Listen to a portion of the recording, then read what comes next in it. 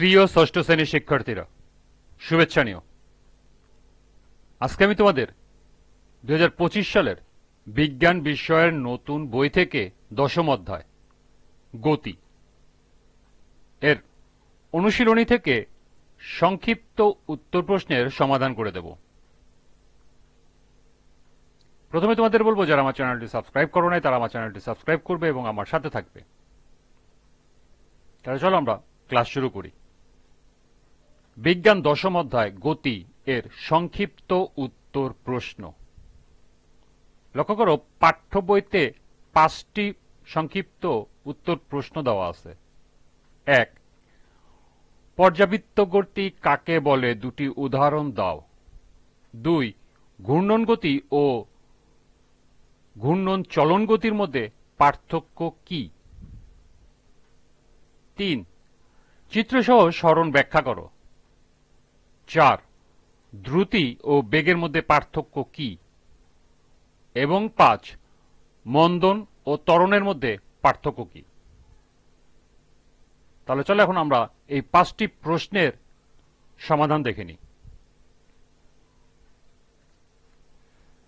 প্রথম প্রশ্ন ছিল, পর্যাবৃত্ত গতি কাকে বলে, দুটি উদাহরণ দাও। কোনো গতিশীল বস্তু যদি নির্দিষ্ট সময় পর পর একই পথ বারবার অতিক্রম করে তাহলে সে গতিকে পর্যাবৃত্ত গতি বলে। পর্যাবৃত্ত গতির দুটি উদাহরণ নিম্নরূপ। ক, পৃথিবী তার অক্ষের চারপাশে ঘূর্ণন করে এবং সূর্যের চারপাশে নির্দিষ্ট সময় পর পর একই পথে বারবার বৃত্তাকার পথে চলে। এর ফলে পৃথিবী একটি পর্যাবৃত্ত গতিতে চলতে থাকে। খ, স্কুলের বার্ষিক ক্রীড়া প্রতিযোগিতায় 4 পাক দৌড়ের একজন প্রতিযোগী একই দিক থেকে 4 বার অতিক্রম করে। এটা পর্যাবৃত্ত গতি।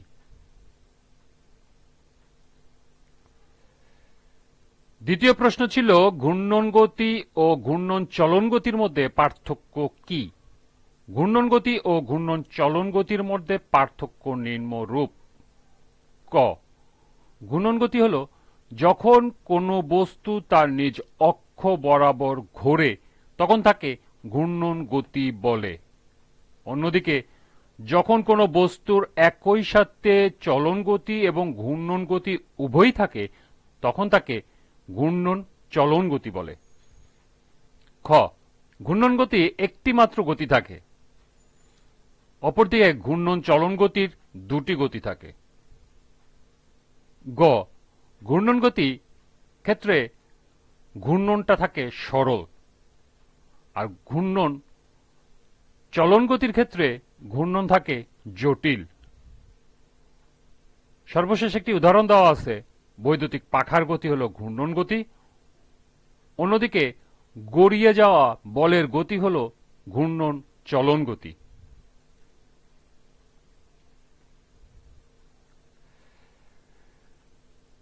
3 নম্বর প্রশ্ন ছিল, চিত্রসহ সরণ ব্যাখ্যা করো। সরণ হল বস্তুটির প্রথম অবস্থান থেকে বস্তুটির শেষ অবস্থান পর্যন্ত সরল রৈখিক দূরত্ব। অর্থাৎ এখানে যদি এক ব্যক্তি সাইকেল নিয়ে রওনা দেয়, 4 কিলোমিটার যাওয়ার পর যদি সে আবার ফিরে 7 কিলোমিটার আসে, অর্থাৎ উল্টা দিকে আবার 7 কিলোমিটার আসে, তাহলে তার সরণ হবে এই বিন্দু থেকে এই বিন্দু। অর্থাৎ সরল রৈখিক পথে দূরত্বটাই হবে বস্তুটির বা ওই ব্যক্তির সরণ। এক্ষেত্রে এই ব্যক্তির নাম যদি রাশেদ সাহেব হয়, রাশেদ সাহেব সকালবেলা উত্তর দিকে 4 কিলোমিটার সাইকেল চালিয়ে গেলেন, অতঃপর বাঁক নিয়ে দক্ষিণ দিকে 7 কিলোমিটার এলেন। অর্থাৎ এদিক যদি উত্তর দিক হয়, 4 কিলোমিটার যাওয়ার পর আবার বাঁক নিয়ে দক্ষিণ দিকে আসলো 7 কিলোমিটার। সুতরাং রাশেদ সাহেবের সরণ হল সোজা পথে প্রথম থেকে শেষ বিন্দু পর্যন্ত দূরত্ব, অর্থাৎ 7 কিলোমিটার বিয়োগ 4 কিলোমিটার সমান সমান 3 কিলোমিটার। চতুর্থ প্রশ্ন ছিল, দ্রুতি ও বেগের মধ্যে পার্থক্য কি। দ্রুতি ও বেগের মধ্যে পার্থক্য নিম্নরূপ। ক, কোনো গতিশীল বস্তুর একক সময়ে অতিক্রান্ত দূরত্ব হল দ্রুতি, অন্যদিকে সময়ের সাথে কোনো বস্তুর সরণের পরিবর্তনের হারকে বেগ বলে। খ, দ্রুতির মান আছে, দিক নেই, অন্যদিকে বেগের মান দিক উভয়ই আছে। এবং সর্বশেষ গ, শুধু মানের পরিবর্তন হলেই দ্রুতির পরিবর্তন হয়, অন্যদিকে মান অথবা দিকের পরিবর্তন হলেই বেগের পরিবর্তন হয়। সর্বশেষ প্রশ্ন ছিল মন্দন ও ত্বরণের মধ্যে পার্থক্য কি? মন্দন ও ত্বরণের মধ্যে পার্থক্য নিম্নরূপ। প্রথমটি হল, সময়ের সাথে বস্তুর বেগ বৃদ্ধির হারকে ত্বরণ বলে, অন্যদিকে সময়ের সাথে বস্তুর বেগ হ্রাসের হারকে মন্দন বলে। খ, ত্বরণ সর্বদা ধনাত্মক, অন্যদিকে মন্দন সর্বদা ঋণাত্মক। সর্বশেষ হল, বস্তুর গতির দিকে বল প্রয়োগ করে ত্বরণ বাড়ানো যায়, অন্যদিকে বস্তুর গতির বিপরীত দিকে বল প্রয়োগ করে মন্দন বাড়ানো যায়।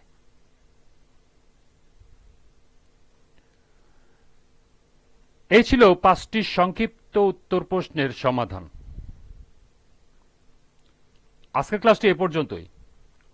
পরবর্তী ক্লাসে সৃজনশীল প্রশ্নের সমাধান করে দেব।